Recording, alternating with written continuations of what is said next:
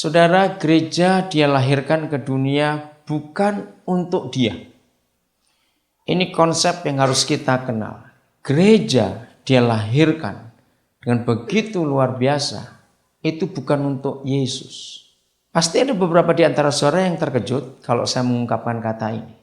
Karena sampai hari ini masih ada 90 sekian persen orang Kristen yang menganggap gereja itu untuk Yesus. Tidak. Sejak awal gereja dia lahirkan bukan untuk dirinya. Tapi gereja dilahirkan justru untuk dunia ini. Kalau gereja saudara ini punya moto, People is our mission. Itu betul. Gereja itu untuk manusia, bukan untuk Tuhan Yesus. Kita akan lihat itu nanti. Kita memang dikhususkan, kita memang dikuduskan, kita memang dipisahkan, kita memang dipanggil dengan cara yang luar biasa. Itu untuk dia. Bingung bukan? Lalu gereja itu yang mana kalau begitu? Dan ini yang kita harus kenal. Kemarin kami ke Lancaster melihat Sight and Sound. Sudah lama kami dengar tentang mereka, tapi baru kemarin kami lihat dan bagus sekali. Yang kami lihat adalah Behold the Lamb. Dan itu sudah 15 tahun pagelaran atau drama Sight and Sound itu ditunjukkan, dan hari Sabtu nanti tanggal 29 itu yang terakhir. Setelah 15 tahun maka akan ganti lagi. Tolong yang belum nonton cepat nonton, ada waktu berapa hari lagi ini. Bagus sekali saudara. Bagaimana pendirinya sudah 30 tahun mereka punya pelayanan itu, ingin supaya semua orang itu kenal Yesus dengan cara yang begitu manis sekali. Bagi yang belum tahu tempat itu, saudara harus pergi.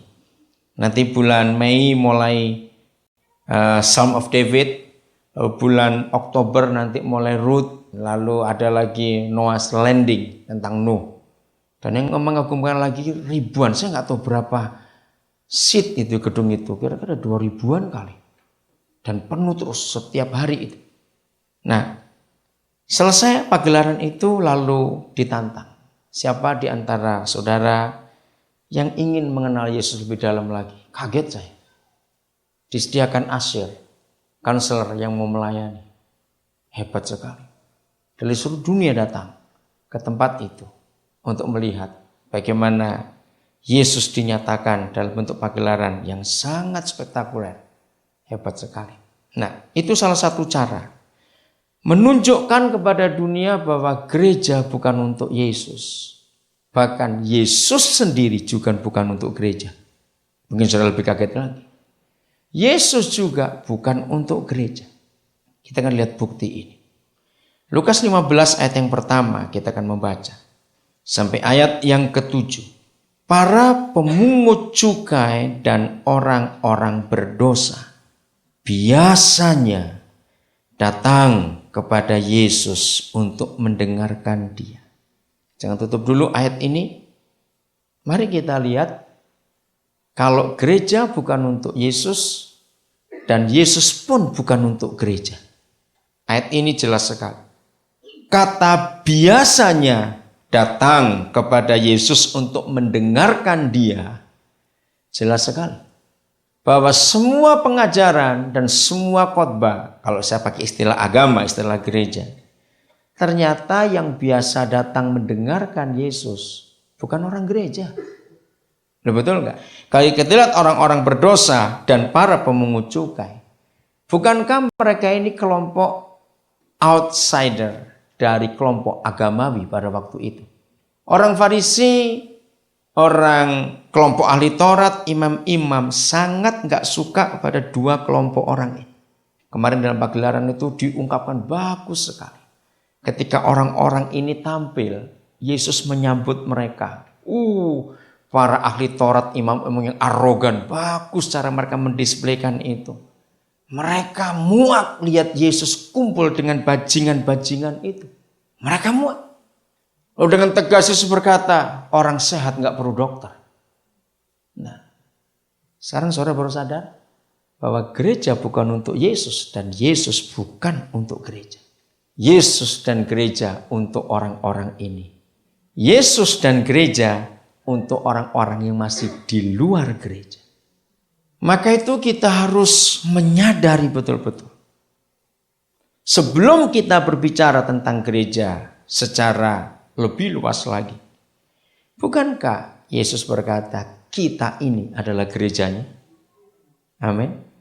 Nah, kalau kita gerejanya dan Yesus yang di dalam kita, maka pertanyaannya, siapa yang biasanya datang menemui kita dalam hidup sehari-hari? Orang Indonesia di Philadelphia itu beda dengan orang Indonesia yang ada di Michigan misalnya. Kenapa? Yang ada di Boston, apa bedanya? Maaf kalau saya harus katakan ini, mereka yang di dua kota ini itu pasti student. Tapi begitu dengar kata Philadelphia ada orang Indonesia, pasti orang pabrik. Betul nggak? Maaf ya, jangan marah saya ngomongin. Ini kenyataan. Maka itu di daerah ini, di Philadelphia ini begitu banyak orang sibuk. Nah pertanyaannya juga, kalau saudara lebih banyak di pabrik daripada di rumah, siapa yang datang kepada saudara kalau ada Yesus dalam diri saudara setiap hari? Siapa yang biasanya menemui saudara? Nah, orang pabrik, betul itu. Terus kalau sudah ketemu saudara, ngomongnya apa? Ngomong asilum, ngomong green card, ngomong rumah, ngomong sewa tempat, ngomong makanan, atau toko baru, atau ngomong apa? Ngomong apa? Stay home. Nah, maka itu ini pertanyaan penting. Kalau mereka datang kepada kita, mereka bicara soal apa? Kalau mereka tidak banyak atau belum pernah berbicara kepada kita tentang arti hidup, tentang tujuan hidup, tentang pengampunan dosa, tentang sesuatu yang mereka simpan dalam hati mereka, maaf, berarti kita belum jadi gereja. Pasti kita belum jadi gereja. Saudara bisa bayangkan kalau di suatu keadaan yang sangat sulit orang menjumpai dokter, lalu saudara yang adalah dokter di tengah keadaan yang sulit dokter itu, maka kalau sampai sekian lama saudara adalah dokter, tinggal dalam kumpulan orang-orang yang begitu sulit mencari dokter, tapi mereka tidak pernah tanya nasihat tentang kesehatan kepada saudara, berarti dokter apa ini? Dokter gadungan. Betul sekali. Tante ini tetangga saya tahun 70-an di Kalibutu dulu di Surabaya. Tante ketemu lagi tante ya. Bayangkan saudara, kita ini dokter. Di satu tempat yang tidak ada dokter, tahu-tahu sekian lama orang kumpul kita. Orang gak pernah tanya kita tentang penyakit, tentang kesehatan, tentang ini. Padahal kita satu-satunya dokter di tempat itu. Hal yang sama.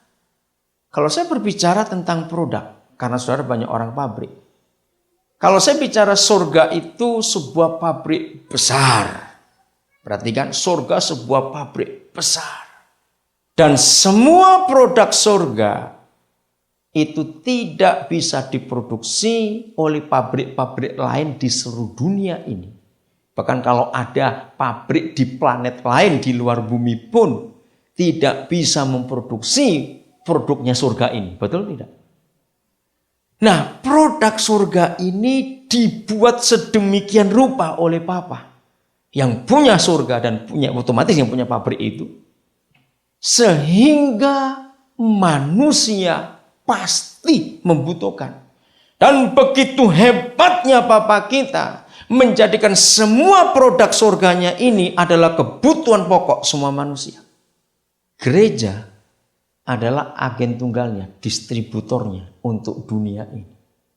Tapi kalau sampai semua produknya nggak laku ke dunia, ayo, yang salah pabriknya atau distributornya? Padahal pabriknya sudah mendesain begitu rupa bahwa produk ini merupakan kebutuhan pokok manusia. Yang salah siapa? Pabriknya atau distributornya? Distributornya.